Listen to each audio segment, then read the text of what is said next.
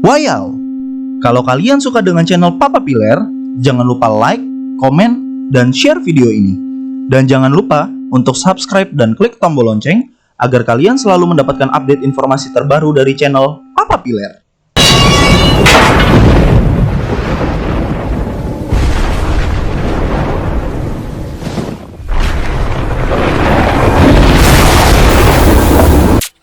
Wayau! Selamat datang di Papileri, Papa Piler Misteri.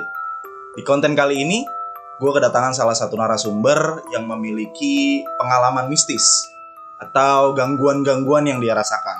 Salah satunya rep-repan atau sleep paralysis. Dan gangguan-gangguan yang ia rasakan dari ia kecil sampai saat ini.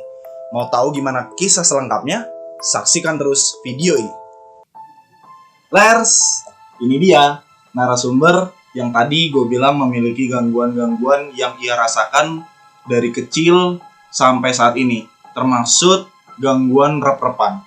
Langsung aja kita sambut narasumber kita, Don Alto Rudy. Hey. Hai guys, emang gue kan sendiri, ngapain lu manggil gue guys? Lers, ini dia temen gue yang memiliki gangguan-gangguan dan kebetulan dia bersedia, lu bersedia untuk menjadi narasumber di konten Papileri episode kali ini. Buat Lers di rumah, siapapun yang bersedia untuk menjadi narasumber di konten Papileri selanjutnya, tulis di kolom komentar. Nah, Tor, gimana nih COVID-19 nih? Lu bisa survive nggak nih kira-kira nih? COVID ini buat gue satu tantangan ya. Yang mana buat gue harus banget kita putar otak 360 derajat. 360 derajat balik lagi dong. Iya. 180 ya, derajat. Oke. Terus? Jadi gue akhirnya memutuskan untuk banting setir untuk melakukan bisnis usaha kuliner. Mantap. Bentar, Tor. Gue bakar rokok lu ya. Gue mau ngerokok nih. Les, sorry ngerokok dulu ya, Les. Tor.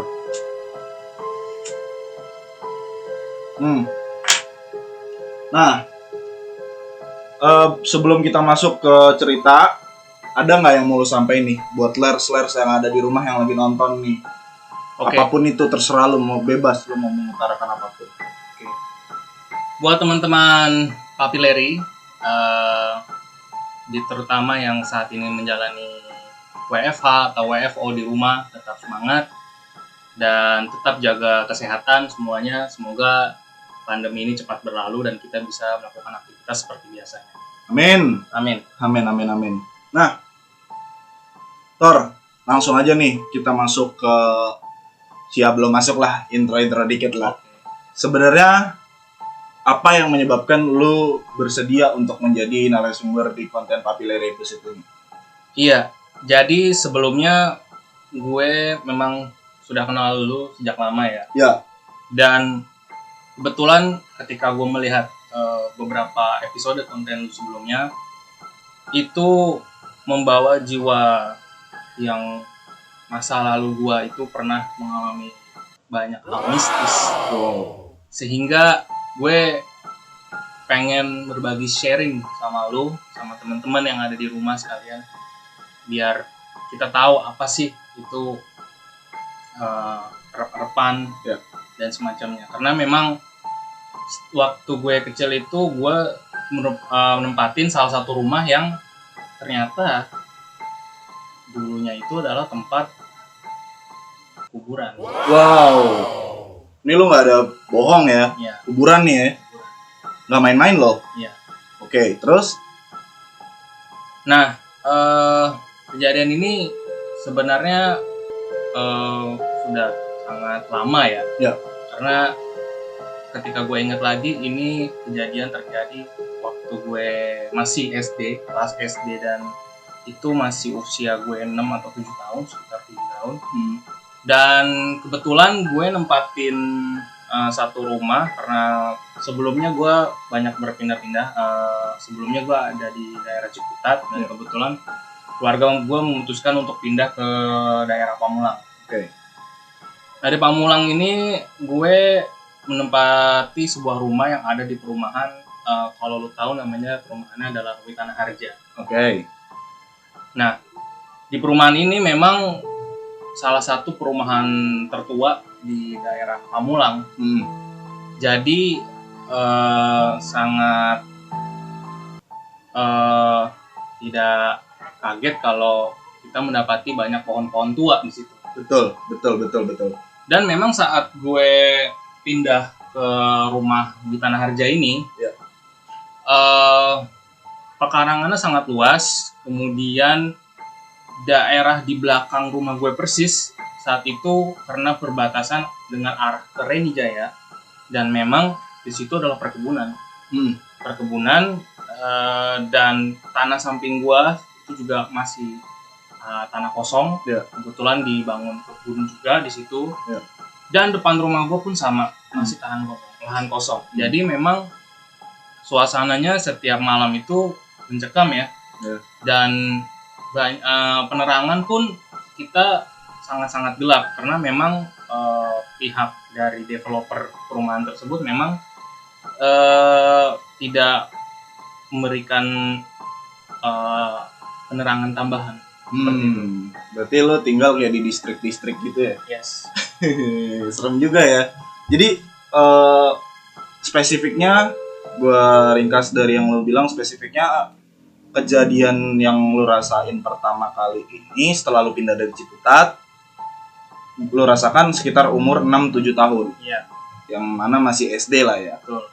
Nah, di rumah lo ini ibaratnya kayak rumah yang apa ya Tor ya, kayak zaman-zaman Belanda gitu ya. Jadi rumah terus pekarangannya luas gitu. Yes. Kalau sekarang kan rumah berjejer. Iya. Nah, kalau dulu rumah kan satu terus halamannya luas. Iya. Nah, rumah lu seperti itu. Iya. Dan lampunya kurang. Penerangan kurang. Penerangan Jalan kurang. Bisa pakai lampu ayam. Kebetulan memang sudah lampu bolam, cuma titik penerangan lampu itu hanya ada di persimpangan jalan. Oh iya. Jadi di tiap blok itu kita di persimpangannya itu memang ada satu lampu tiap satu blok. Jadi tiap satu tikungan itu ada lampu, dan jarak antara satu blok menuju blok berikutnya itu memang sekitar 50-60 meter lah. Jadi memang cukup, dan bolam itu cukup redup. Jauh juga berarti ya? Iya. Dari rumah persimpangan baru ada lampu, persimpangan ada lampu. Betul. Gitu ya? Iya. Serem juga. Terus yang pengen lu ceritain nih, hal apa yang lu rasain saat pertama kali lu pindah?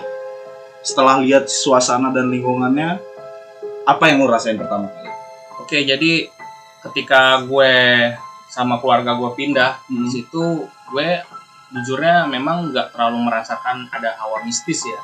Karena memang meskipun rumah itu katakanlah tidak padat penduduk, tapi gue bisa samar-samar mendengar banyak aktivitas ya, karena di seberang lagi ke dalam, kalau jadi dekat rumah gua itu ada satu jalan pintu masuk yang akhirnya itu menuju ke Pasar Reni. Oh iya, oke. Ya, jadi memang sayup-sayup sering banyak terdengar suara gaduh karena itu memang posisinya adalah dekat pasar. Tapi memang agak menjorok dalam karena rumah gue itu masih masuk di dalam komplek dan perumahannya itu. Dan ketika gue masuk pertama, yang gue rasakan rumah itu, karena rumah itu posisinya ada, rumah itu memanjang ya. Rumah itu memanjang ke samping ya, lebar. Dan memang gue akuin banyak ruangan-ruangan yang cukup asing buat gue, karena ternyata gue nggak tahu siapa arsitektur rumah itu sebelumnya. Memang itu ketika gue bandingkan dengan beberapa rumah di sebelah gue, bentuk dari rumah itu memang sedikit berbeda. Karena tidak menyerupai dengan rumah-rumah developer yang lainnya. Jadi gue rasa ini sepertinya memang rumah yang dibangun dari awal ya. Jadi gue bisa lihat bangunannya itu memang cukup tua juga. Kemudian gue bisa di belakang rumah gue itu terdapat sebuah pavilion atau seperti lorong kecil yang sebenarnya buat gue itu nggak apa namanya ya, nggak begitu berfungsi karena kita di situ posisinya tidak ada jalan keluar untuk ke belakang. Jadi pavilion itu hanya mentok dari dapur sampai ke arah gudang. Tapi sebenarnya yang gua tanya bukan itu. Yang gua tanya gangguan pertama lu apaan? Kan begitu. Oh, Gangguan pertama lu apa nih, Bapak Alto Rudi yang terhormat? Mungkin Les di rumah tadi udah puyeng nih, aduh. Gua denger apa, ditanyanya apa kan gitu. Makanya langsung aja. Apa gangguan yang pertama kali lu rasakan? pertama yang gue rasakan sejak gue pindah itu adalah suara dengkuran. Nah, kayak gini baru jawaban. Nah, terus nih. Suara dengkuran, Iya. ngorok.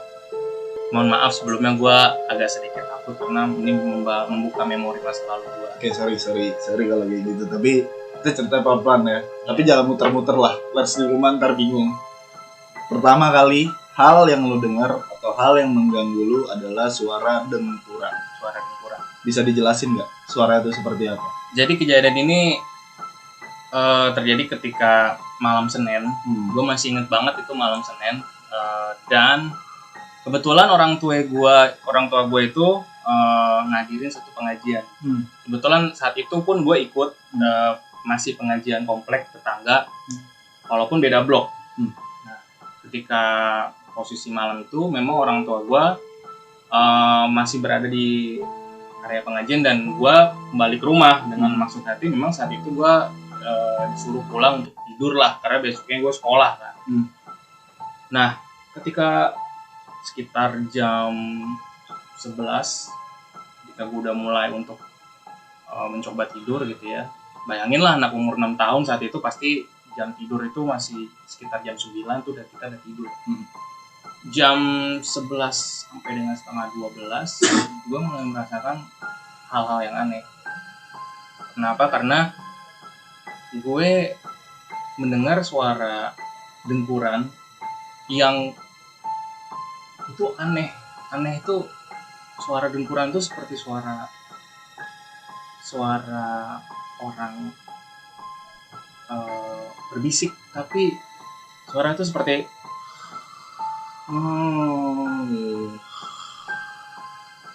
tapi Lu bisa sekali lagi. Oke. Jadi seperti kayak ada sedikit kayak mengerang. Iya. Tapi berbeda dengan orang gitu karena nafasnya itu berat banget dan ketika orang dengkur itu kan biasanya nafasnya pendek gitu kan, maksudnya ya gue bisa kita bisa tahu lah gimana sih kalau orang tidur gitu kan dengkurannya ngoroknya biasa gitu kan. Ini tuh panjang, dengkurannya panjang dan sesekali gitu loh, kayak nggak ada jeda ya. nggak ada jeda dan itu bisa itu muncul 2-3 kali. Tapi dengan jeda waktu yang berbeda. Oke, kalau orang dengkur tuh pasti biasanya kan selalu kayak ngorok itu pasti kan selalu ini ya apa namanya repeat gitu, maksudnya dia pasti mengulang-ulang gitu kan, maksudnya ya gitu orang ngorok biasa lah kan gitu. Ini enggak, ini kayak sekali nih dengkuran kemudian itu hilang, kemudian muncul lagi sekitar 5-10 menit lagi itu datang. Wah, saat itu yang gue bisa lakuin adalah gue cuma bisa meringkuk di balik selimut. itu posisi lu sendiri lagi ya? Sendiri, karena gue ya sangat yakin orang tua gue masih, dan itu gue cuma berdua. Gue inget banget gue di rumah itu cuma berdua sama bibi gue. Dan kamar pembantu gue itu sangat-sangat, karena rumah gue luas, memanjang. Posisi kamar pembantu gue tuh jauh. Dan gak ada lagi kamar yang ada di dekat rumah gue selain kamar orang tua gue. Jadi lu cuma bisa meringkuk, takut. Iya. Dan suara itu datang setiap berapa tadi? 5 atau 10 menit? Yang 2-3 kali lah itu gue dengar. Dan itu ketika awal pertama dengar gue pikir suara orang tua gue mungkin udah pulang, mungkin udah tidur, biasalah dengkur. Tiba-tiba ini berhenti, suara itu berhenti dan ketika gue notice pertama, gue mulai bulu kuduk gue mulai naik. Dan gue sengaja untuk mencoba saat itu di usia 6 tahun mungkin saat itu gue nggak bisa banyak berbuat, gue mencoba untuk tidur aja gitu. Ya untuk denial lah ya. Tapi gue nggak bisa. Yang ada gue terus bangun. Akhirnya gue beraniin sekitar pada akhirnya tuh sekitar 1 jam atau 2 jam setelah itu, karena udah nggak denger lagi suara. Jadi gue tidur dengan tidur ayam kalau orang bilang tuh. Gue akhirnya sayup-sayup denger pintu rumah gue baru masuk, dan yang datang itu adalah orang tua gue. Dan di situ keyakinan gue baru sadar itu bukan orang tua gue yang tadi. Oke. Tapi sebelumnya gue mau nanya, lu tipikal orang yang memiliki sixth sense nggak sih? Atau maksudnya ya lu bisa melihat atau gimana sih? Kalau merasakan manusiawi lah ya sebenarnya. Tapi lu bisa melihat nggak sebenarnya aslinya? Kalau gue sebenarnya aslinya, gue ketika orang tua gue bilang kecil gue bisa lihat. Tapi dulu gue pernah masuk ke satu pesantren, atau sejak kecil itu memang gue pernah mengalami kejadian dan dibawa ke orang tua gue ke rumah ustadz lah. Jadi ustadz itu memberikan gue kayak sebuah jimat atau penangkal. Jadi sejak saat itu mungkin secara aura mistis itu tidak lagi muncul gitu. Jadi seolah-olah seperti mata batin gue udah tertutup gitu. Dan tapi gue bisa merasakan aura-aura mistis atau sesuatu yang kadang-kadang kita seliwer gitu, angin. Yang itu udah jelas-jelas kita di dalam ruangan nggak pakai AC, nggak ada kipas, gue bisa kadang-kadang merasakan itu. Atau nggak kayak misalkan rasanya kayak gitu ya. Kayak gitu ya, itu manusiawi. Tapi lo berarti dulu waktu masih kecil dibilang orang tua lo bisa melihat, tapi setelah dibawa ke ustadz akhirnya ditutup lah ya, ibaratnya secara permanen, dan sampai sekarang. Tapi sekelibet pasti masih bisa lihat. Terkadang. Berarti itu jadi itu Lers yang dirasain oleh Don Alto Rudy pertama kali saat dia masih kecil. Coba lu bayangin anak kecil ngelihat atau mendengar atau merasakan sesuatu yang seperti itu. Pasti traumanya akan terbawa sampai dia sedewasa ini. Benar nggak, Toh? Betul. Benar ya. Oke. Nah, jadi berarti cukup ini juga ya, Tor, ibaratnya mentrauma lu juga ya sebenarnya. Masalahnya lu waktu itu masih 6-7 tahun, bro, jadi pasti ada trauma tersendiri. Betul. Di lain itu, adakah satu cerita lain yang ceritanya masih mengenai tentang rumah lu? Ya, ini balik lagi. Kejadian ini setelah selang beberapa lama setelah gue melakukan tadi mendengar suara dengkuran itu. Gak lama setelah itu, mungkin sekitar beberapa bulan ya. Orang tua gue, khususnya adalah ibu gue. Jadi ibu gue ini memang adalah seseorang yang punya sensitivitas yang sangat tinggi, teman-teman. Dan nyokap gue ini entah kenapa malam itu mengalami kejadian yang kita bisa sebut rep-repan. Dan nyokap gue ini ketika malam itu kita tidur seperti biasa, entah kenapa malam itu nyokap gue teriak sangat kencang, dan itu sekitar dini hari. Sekitar jam 1 sampai dengan jam 2. Terus akhirnya sontak dong, keluarga gue pasti kaget ketika dengar ada apa. Ketika dicek, ternyata nyokap gue itu baru aja ngalamin kejadian serasa ditindih. Jadi memang gue dan keluarga gue biasa kalau tidur itu lampu selalu dimatikan. Jadi ketika nyokap gue berteriak itu, ternyata nyokap gue sudah merasa seperti tercekik. Dan itu cukup lama katanya. Jadi awalnya tuh berasa badan tuh berat. Jadi ketika gue tanya nyokap gue apa yang terjadi, nyokap gue bilang kalau dia merasa badannya tuh tertindih. Kemudian suaranya itu seolah-olah tercekik. Dan kadang-kadang banyak yang orang kejadian juga mengalami seperti ilusi gitu. Jadi seperti nyokap gue itu udah teriak sekencang-kencangnya tapi seolah-olah suara itu tertahan. Iya, oke. Jadi nyokap gue itu manggil nama bokap gue, manggil nama gue, tapi seolah-olah gue dan nggak terdengar suaranya. Dan pada di satu kesempatan nyokap gue serasa tiba-tiba itu hilang begitu saja. Dan ketika ditanya sosok apa yang menindih, dia melihat itu seperti sosok orang berbadan besar. Waduh. Karena posisinya adalah kamar itu gelap, itu seperti, mohon maaf ya, seperti genderuwo. Ya, oke. Dan gue sama keluarga masih terkadang nggak percaya dengan hal-hal yang, apalagi bokap gue ya, merasa mungkin nyokap gue mungkin entah salah bantal atau apalah, jadi seperti itu. Tapi nyokap gue nyata dan dia menceritakan itu ke gue dan bokap gue. Karena saat itu gue anak sendiri ya, gue belum punya adik, jadi seperti itu. Nah kemudian ternyata rumah gue ini banyak banget menyimpan misterinya. Wah. Dan yang diganggu itu bukan cuma nyokap gue ataupun gue yang merasakan ada seperti suara gempuran. Dan itu ternyata yang dialami itu adalah tamu-tamu rumah gue. Selalu tamu-tamu rumah gue. Tamu-tamu rumah lu pun merasakan juga. Iya, atau bahkan mungkin bisa melihat. Betul.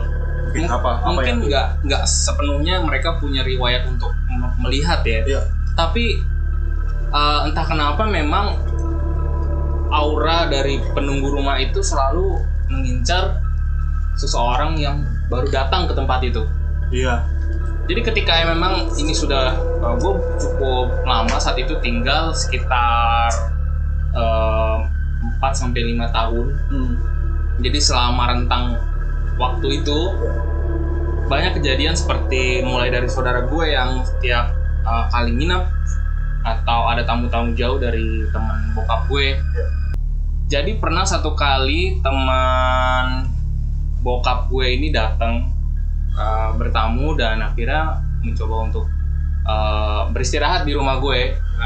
Kemudian bokap gue ya silakan gitu kan, karena memang posisinya saat itu rumah gue ada, di rumah gue itu ada 4 kamar dan kamar yang ditempatin untuk tamu gue ini memang banyak yang membilang kalau di situ sering terlihat ada sosok wanita berbaju putih.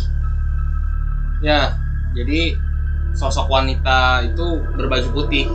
Dan awalnya yang tamu gue itu ngelihat sebenarnya itu dia jalan dari pavilion itu. Jadi waktu itu tamu itu siang-siang bolong sebenarnya, karena posisi nyokap gue ada di dalam kamar, gue ada di kamar.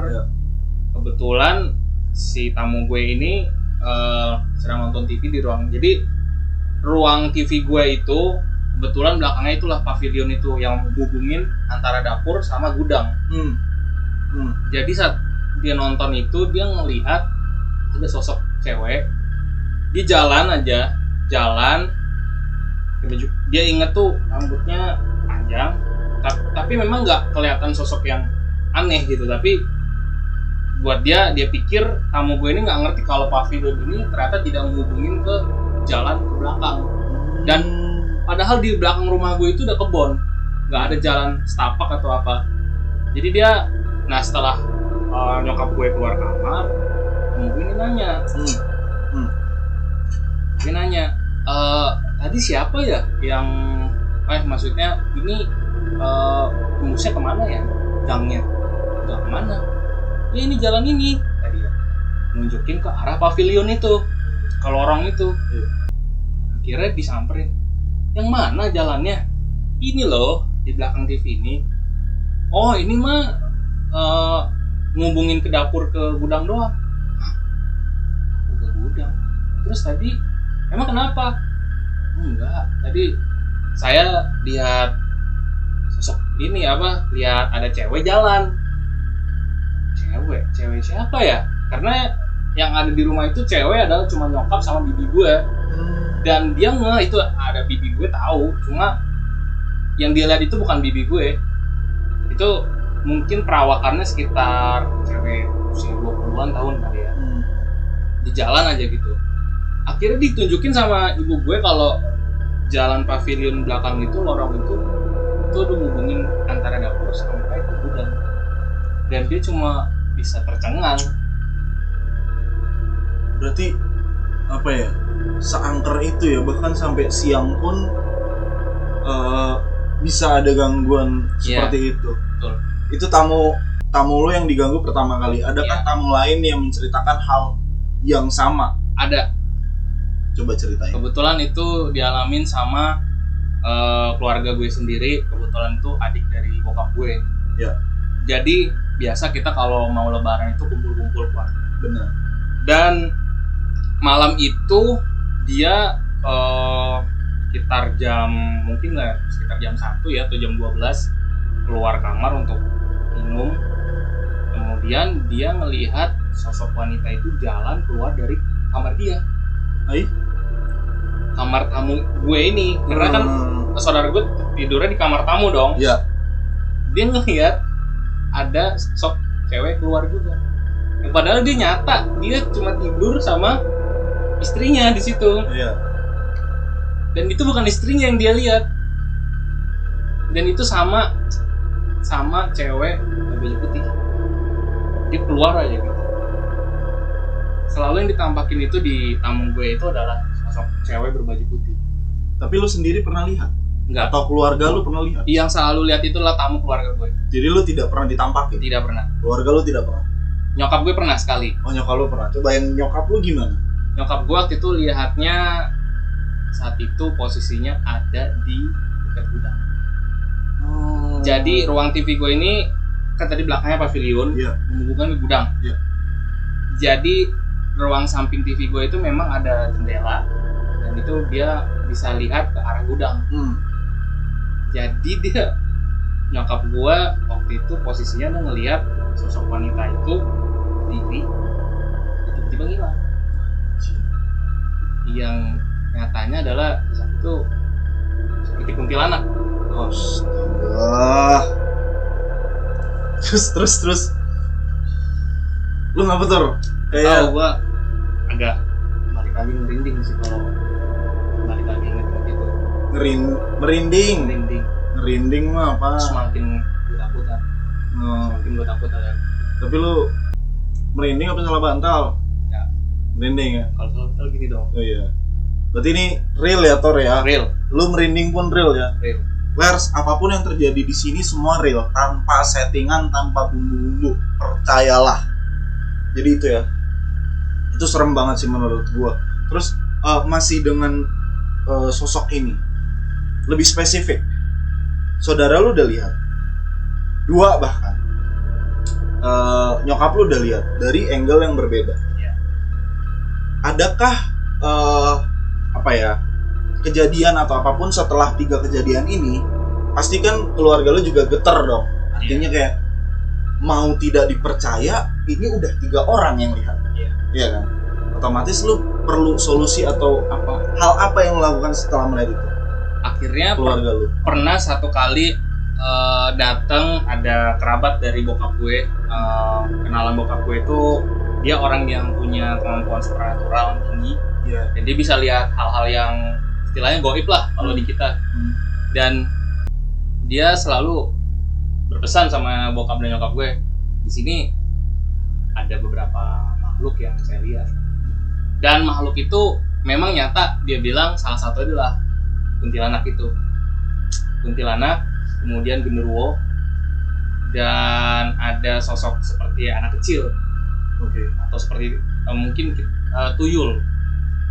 Dan ini memang lokasinya ada di dekat gudang. Semuanya ngumpul di situ. Iya. Jadi semuanya ngumpul di situ. Iya. Terus. Dan gak cuma di gudang sih sebenarnya. Ada satu tempat yang itu merupakan pusat tempat apa namanya ya, aura yang punya negatif banget gitu, itu ada di kamar pembantu gua. Terus. Di kamar pembantu gue itu kebetulan pembantu gue sendiri ya, bibi gue itu yang ngalamin ketika pernah satu malam bibi gue tidur itu dia ditarik kakinya. Serius lu? Tarik kakinya. Sama lu? Tidak. Masa bro? Sama sosok yang ketika dia bangun dia nggak melihat siapa-siapa. Awalnya tuh dia seperti dicolek. Colek.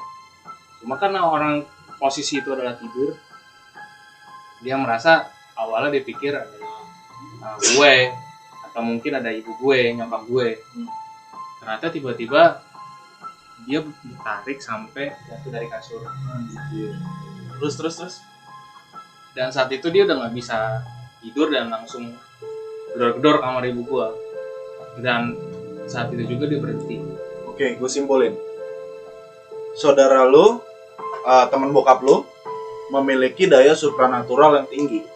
Sebenarnya tidak kepada mereka nih, tamu-tamu gue ini atau bahkan pembantu gue, mereka tidak punya riwayat banyak tentang hal-hal mistis gitu. Iya. Tapi memang seolah-olah penunggu dari tempat itu selalu mengganggu.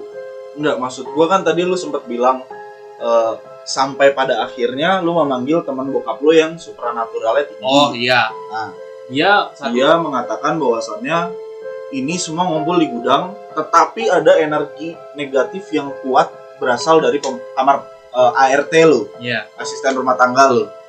Oke. Terus pembantu lu akhirnya merasakan gangguan itu setelah dibilang bahwasannya energi ini berasal dari kamarnya. Iya. Gitu. Wow. Ini menarik banget sih, Lars. Menurut gua kayak memang di setiap rumah umumnya memang ada sosok penunggu. Entah dia mengganggu, entah dia memang udah di situ, entah dia menjaga, itu urusan dia. Tapi memang pada umumnya yang gue tahu itu biasanya di kamar mandi atau mungkin dimanapun, dan biasanya tidak mengganggu secara fisik. Tapi kalau sudah sampai ditarik ini berarti kan sudah secara fisik ya, Tor, ya? Dan ini berarti energinya besar banget ya. Setelah itu, adakah hal yang menyerang langsung ke lu selain lu dengar suara dengkuran dan lain sebagainya?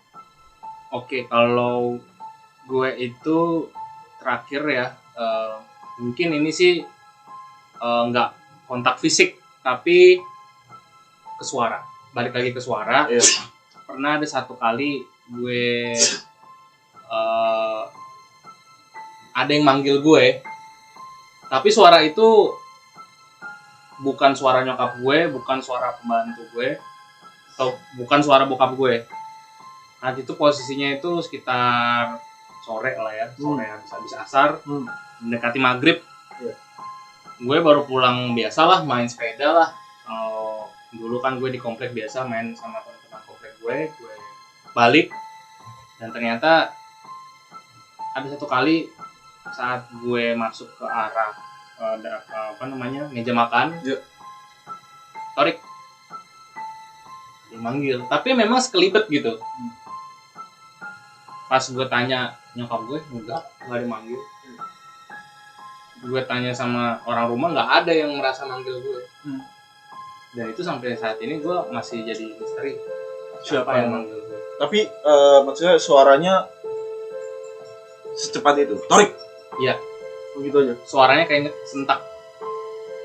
Tapi kok dia bisa tahu nama lu itu?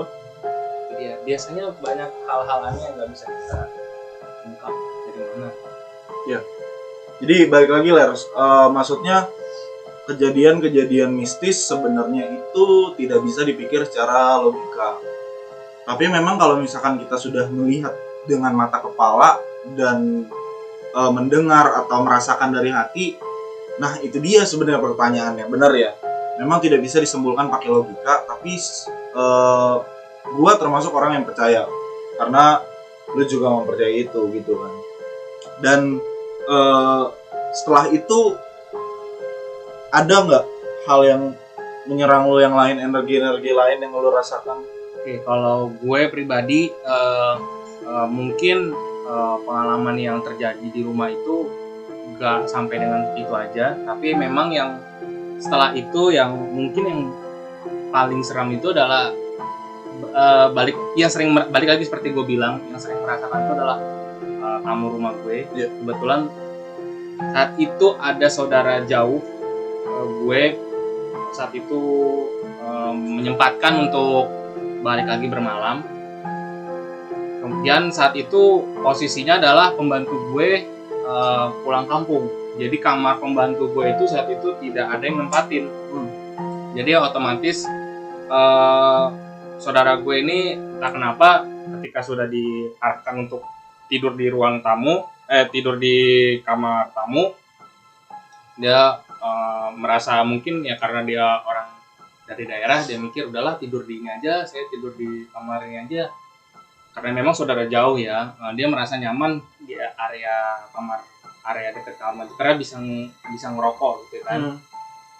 Nah, ketika satu malam pernah saat dia sedang ada di kamar itu, dia ada yang nyentil.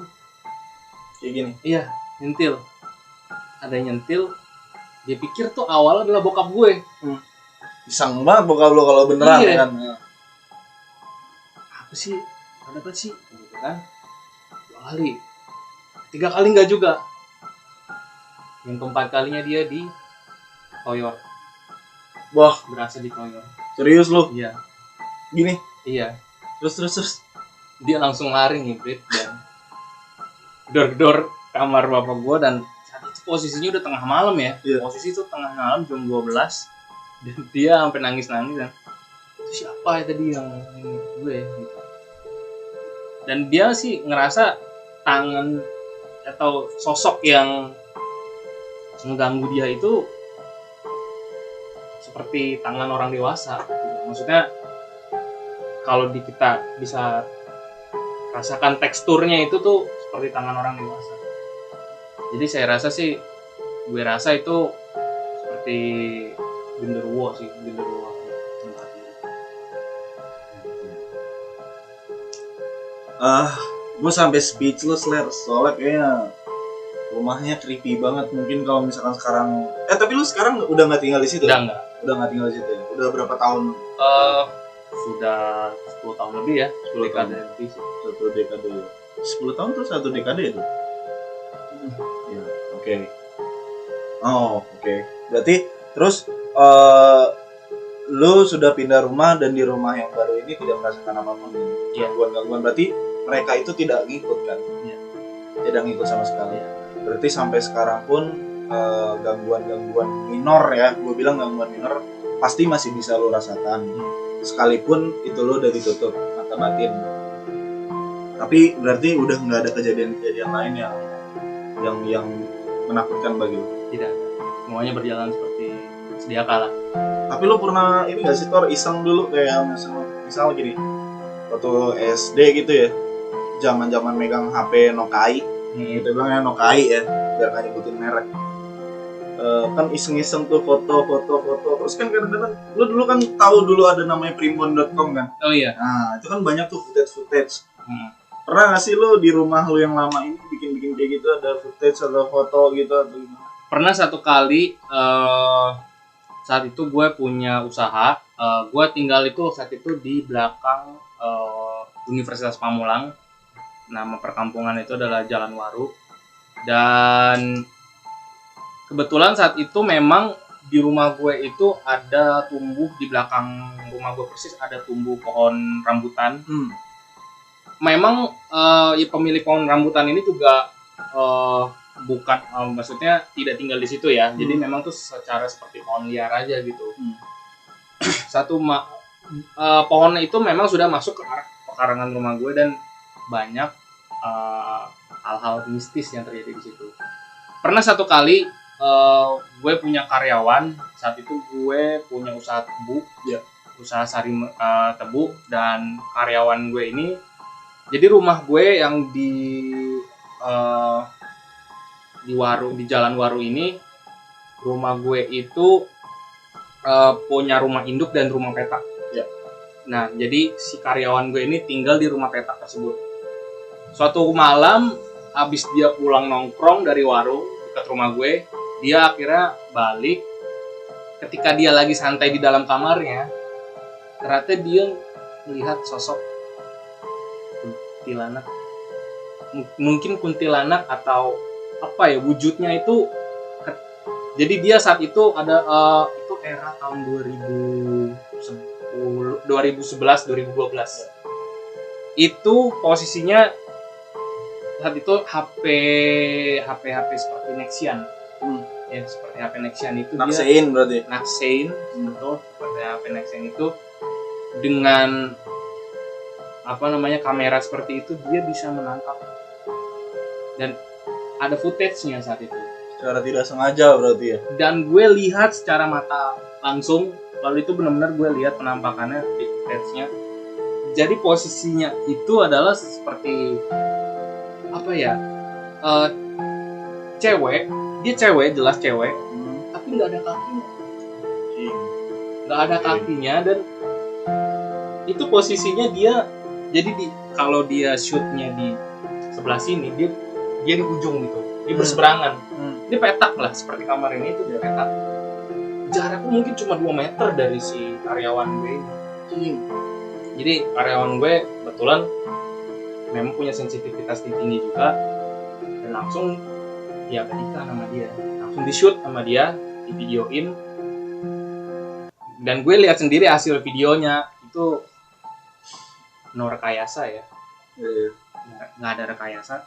Gue bisa lihat posisinya tuh badannya tuh seperti nggak punya kaki, nggak punya tangan, cuma badan gini sama, dan itu semuanya hitam, hanya kelihatan muka pucat.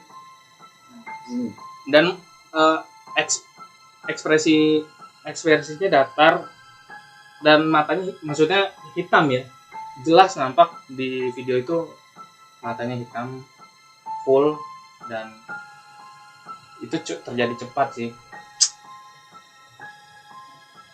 Astaga. Tapi footage-nya masih ada nggak kira-kira biar bisa gua lihat dan Lars semua bisa lihat? Sayangnya entah kenapa footage video itu nggak tahu tiba-tiba terhapus sendiri. Terhapus sendiri. Sih. Sayangnya gue saat itu belum gue pindah copy file, dan aneh gue nggak ngerti saat itu ketika gue coba buka lagi di laptop. Dan gue yakin footage ini sebenarnya masih ada di karyawan gue, yang kebetulan sih sekarang karyawan gue udah nggak kerja lagi dan balik lagi pulang ke Lampung. Jadi mungkin nanti nextnya akan coba gue tanya apakah dia masih punya footage-nya. Dan itu jelas banget. Dan Lars di rumah pasti nungguin kan, tulis aja di kolom komentar, Bang Torik mana fotonya, ramein aja di kolom komentar pokoknya. Jadi itu aja yang bisa lu ceritain hari ini di konten Papileri ya, Lars. Nah, Lars, sekali lagi gue mau tekankan, apapun yang kita ceritakan di sini, gue, Torik, tidak pernah memaksakan kalian untuk percaya. Tetapi yang selalu gue tekankan adalah apapun yang ada di video ini, ambil yang positif dan buang yang negatifnya jauh-jauh deh. Benar ya Tor ya. Dan juga ketika kita mempercayai sesuatu, maksudnya dalam artian iman, kita juga harus mempercayai keberadaan mereka. Karena sebenarnya kita hidup berdampingan. Benar Tor ya. Betul. Pokoknya Lars di rumah tetap terus dukung dan tonton terus channel Papa Piler ini. Terima kasih banyak Don Alto Rudi berarti gue ngomongnya. Don Alto Rudi aka Torik. Siapa? Thank you banget udah datang dan berbagi kisah mistis di konten Papileri kali ini. Mau ada nggak yang mau disampaikan buat Lers di rumah? Oke. Buat teman-teman Papiler, pesan gue dimanapun kalian berada, selalu jaga tempatnya dan jangan pernah bicara sompral atau sesuatu yang menantang, karena percaya atau tidak mereka akan selalu ada di samping kita. pesan yang luar biasa yang bisa disampaikan. Oke, terima kasih banyak Thor, lu udah datang dan main-main di konten kali ini. Semoga lu sehat terus. Salam buat keluarga lu Thank you. dan pokoknya semesta memberkati lu terus. Oke? Thank you. Thank you Lers udah nonton. Dadah.